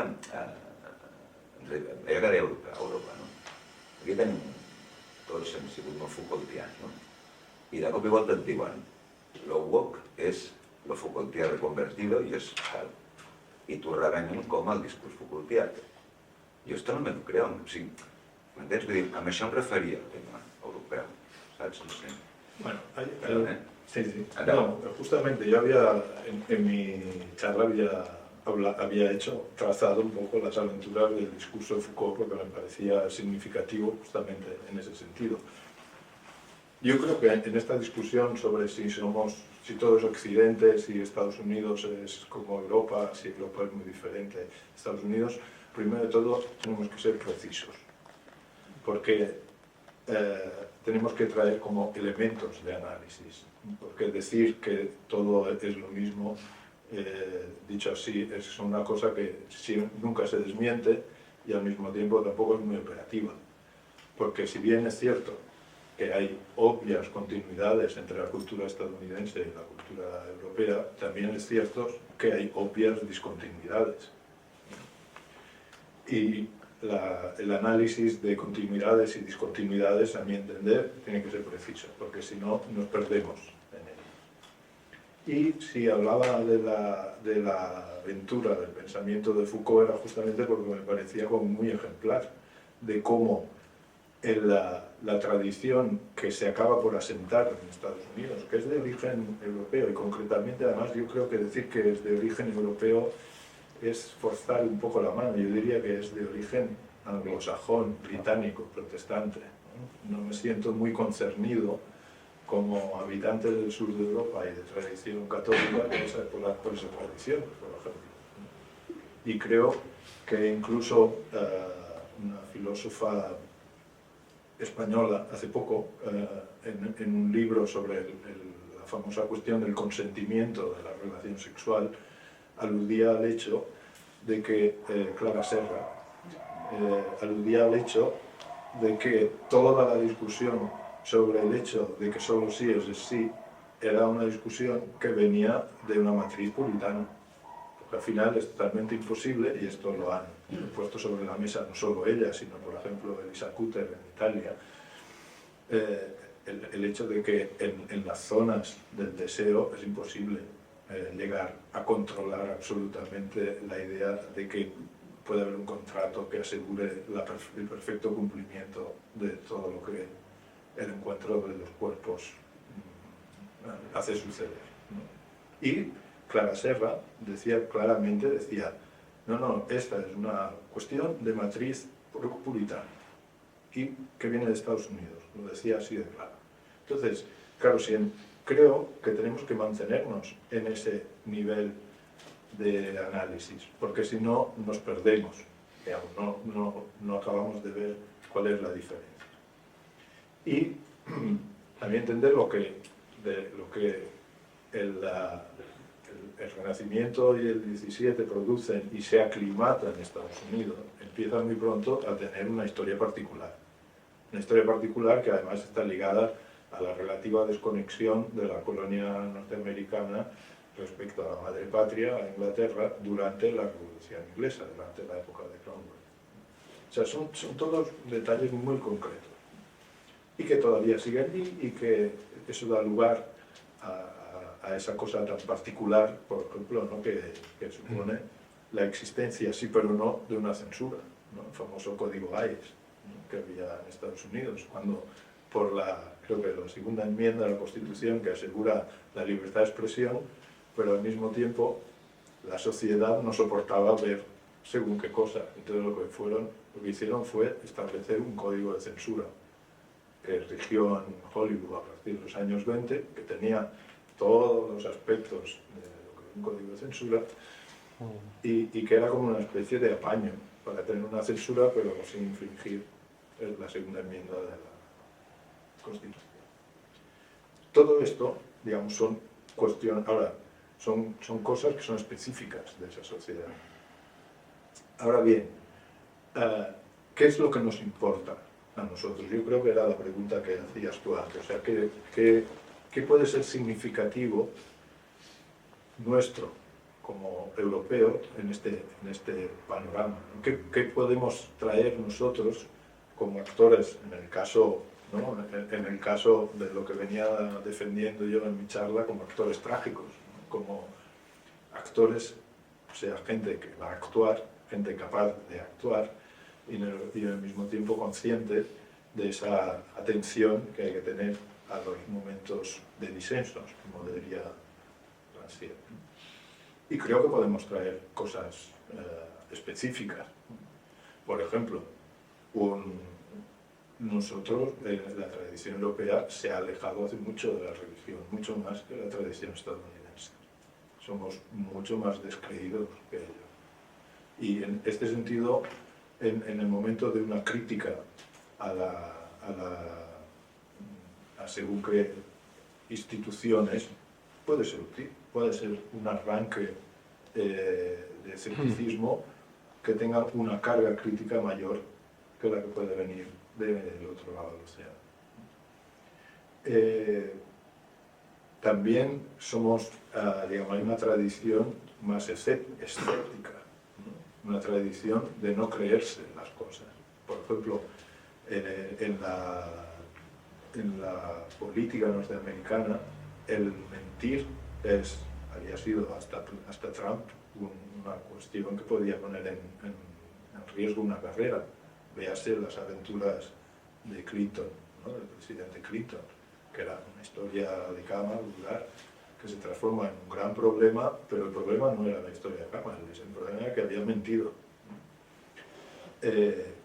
Estos podrían ser como arranques simplemente de nuestras tradiciones culturales capaces de permitirnos pensar las cosas de otra manera. Ahora he citado un par de ejemplos muy anecdóticos, pero yo diría, si quisiéramos hacer un ejemplo de mayor calado, ¿no?, de retomar Foucault antes de que fuera Estados Unidos, ¿no?, de retomar la crítica del discurso, pero como se hizo aquí, con su buen origen nichano y sin ninguna introducción de esquejes esencialistas.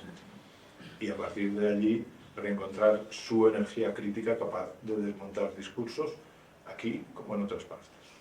Y también, y creo que esto es fundamental, otra cosa que me podría parecer una aportación de primer orden de la tradición específicamente europea es la mirada sobre el otro diferente de la de Estados Unidos.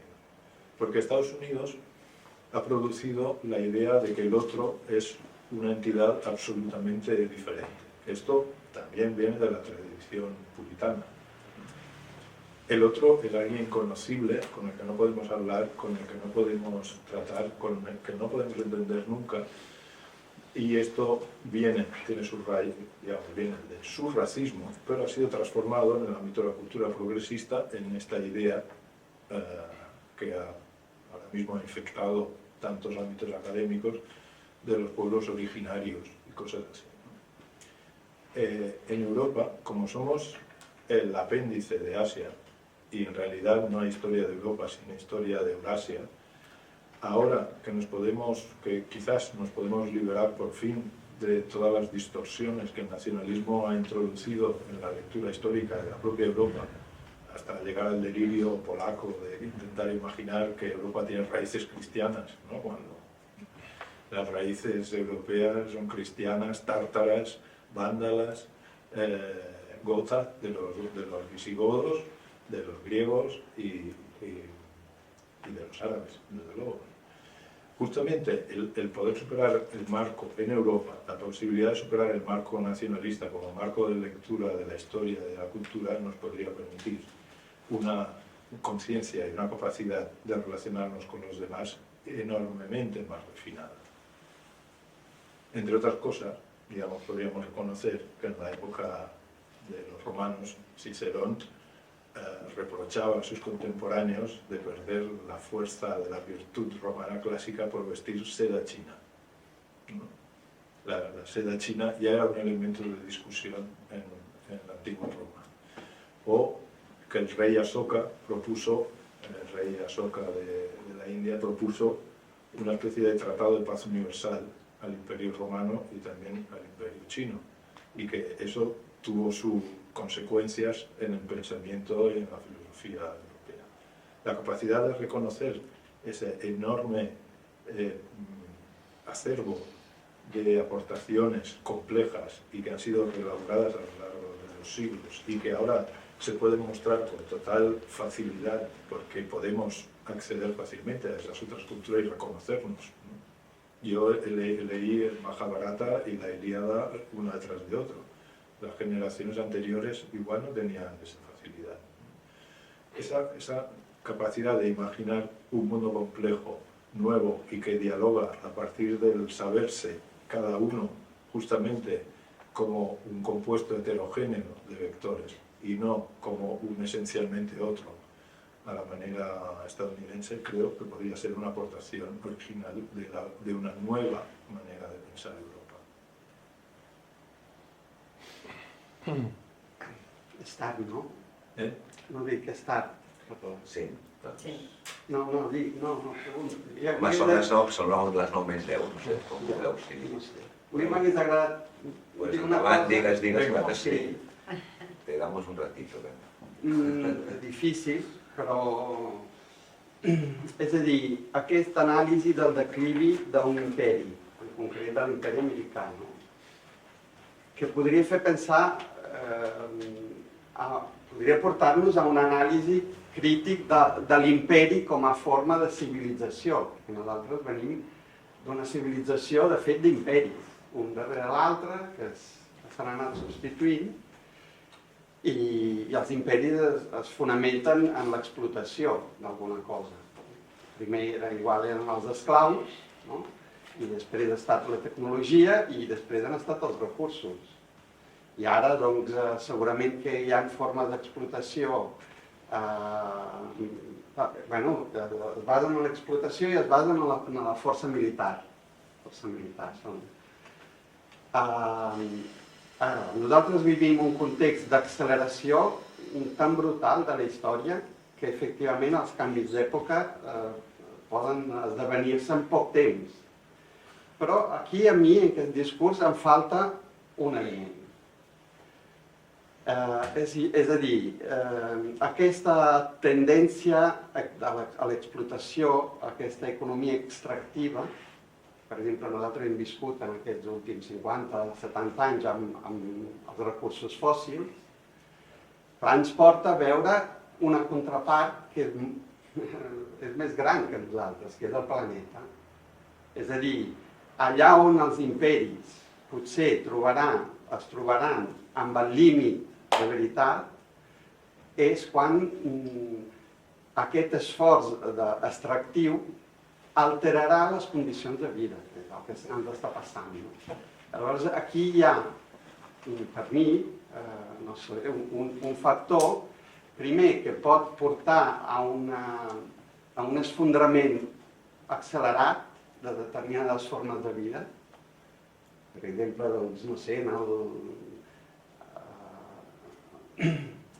el 2006, amb l'Oriol vam convidar el Latouche a partir d'un grup que estava analitzant la qüestió de la crisi energètica.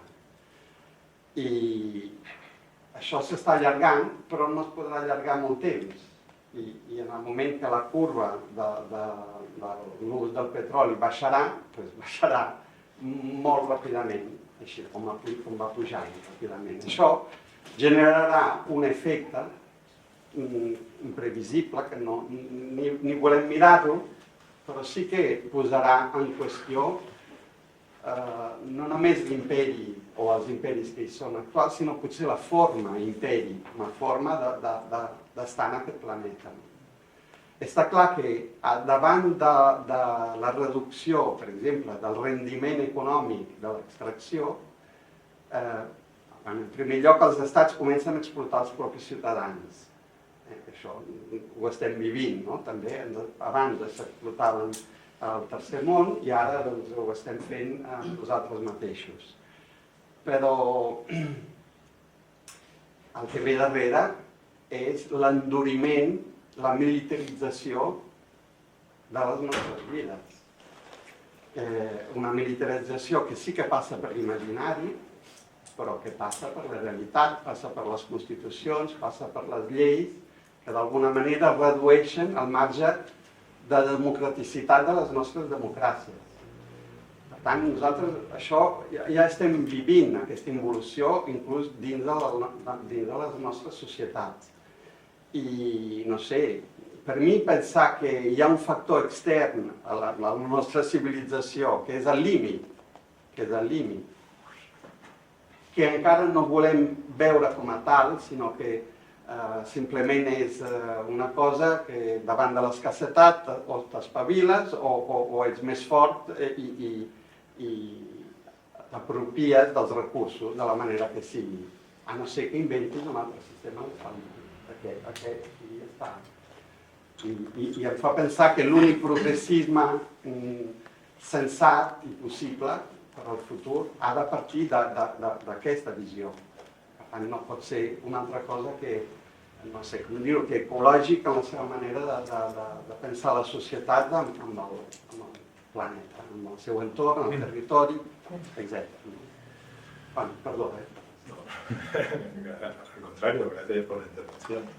Yo creo que hay dos cuestiones. Una, que la historia que conocemos de los diferentes estados en el planeta, tanto los de Eurasia como los de América, de antes de la llegada de Colón, no nos invitan en absoluto a ser optimistas, ni a pensar que el hecho de que se produzca una crisis ecológica suponga que se vaya a encontrar una solución a una forma de dominación.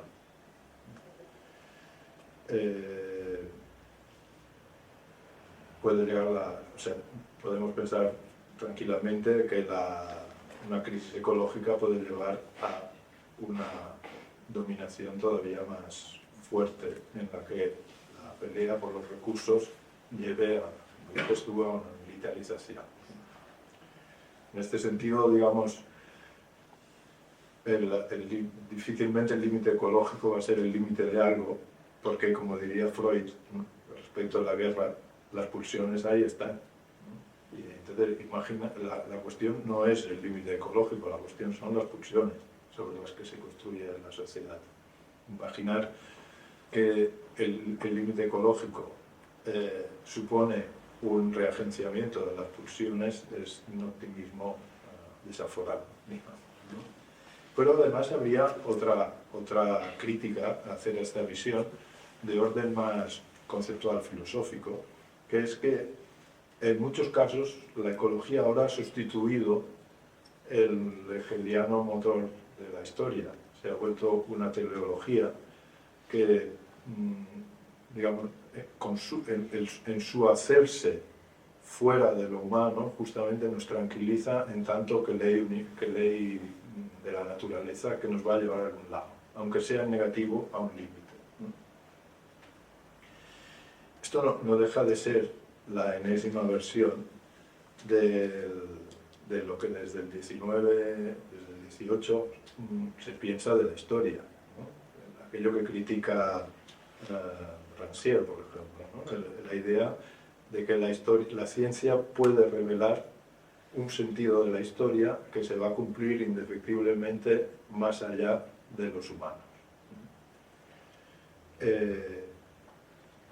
Es una visión que tiene que ver con la naturaleza y tiene que ver con la cultura, con una cultura de la racionalidad.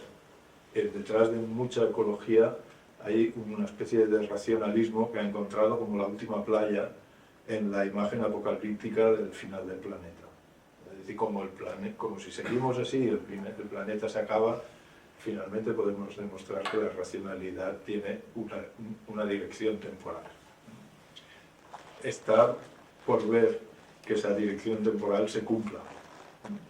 Y con eso no quiere decir que no tengamos problemas psicológicos, ¿eh? No estoy diciendo esto, estoy hablando más bien del papel que juega la idea de una irremediable apocalipsis ecológica en la manera de pensar que supuestamente debería llevarnos a tomar ciertas decisiones o a ciertas formas de gobierno, ¿no? Estamos otra vez en lo más criticable de Hegel, que era imaginar que el espíritu tiene una dirección y que lo va a cumplir, ¿no? O eso que de Hegel... No era una intención, ¿eh? No, pero aprovecho lo que tú has dicho para... ¿no? O lo que todavía es criticable de Marx, ¿no? Imaginar que irremediablemente el capitalismo iba a llevar a la victoria del proletariado. Ya hemos visto que no es así, porque han entrado en juego otras cuestiones complejas. Por lo tanto, digamos, sin duda hay un problema con la cuestión ecológica, de eso no cabe ninguna duda, pero cómo esa cuestión ecológica va a jugar dentro de un sistema de poder, creo que eso no está nada claro. Y si tenemos que... lo que es seguro es que no tenemos que tener ninguna confianza en la idea de que ante el desastre va a cambiar algo. Es posible que ante el desastre vayamos de cabeza al desastre, punto. Sabes que una de las teorías hay en Centroamérica, en el siglo X, sucede una cosa todavía inexplicada, que la gran civilización maya colapsa.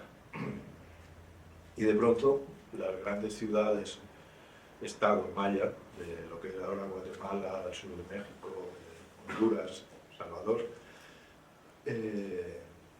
son abandonadas y vuelven a ser engullidas por la jungla. Los arqueólogos todavía no se ponen de acuerdo en qué pasó allí, pero una de las hipótesis es que hubo una sobreexplotación del medio ambiente alrededor que llevó simplemente al colapso de esa civilización y que la gente se tuvo que ir. O sea que la idea a la escala de la comunicación de esa época es exactamente lo que estamos planteando ahora. la sobreexplotación del planeta puede llevar al colapso, simplemente. Pues, moltes gràcies. I voleu preguntar alguna cosa més? Tens ganes? Què? Que pensava que volies. No, jo no vull intervenir. Senzillament, hi ha una part del discurs que és tan sumament negatiu. Sembla que em recordo dels gats famosos del Murakami, que estan totalment dopats, els obren en canal i van veient com els hi van tocant els òrgans. És un discurs tan negatiu que jo no sé com abordar-lo. Jo en aquests moments no puc dir res, però tinc sospita que els discursos molt negatius acaben generant aquesta mena de paràlisi que té un risc, no? I per això prefereixo no intervenir. Però el risc de la paràlisi jo veig que està darrere del teu discurs, més que el risc, més que la il·lusió del canvi. Però bé, no em facis massa cas. No, digamos, soy perfectamente consciente de haber utilizado términos negativos, pero también creo que la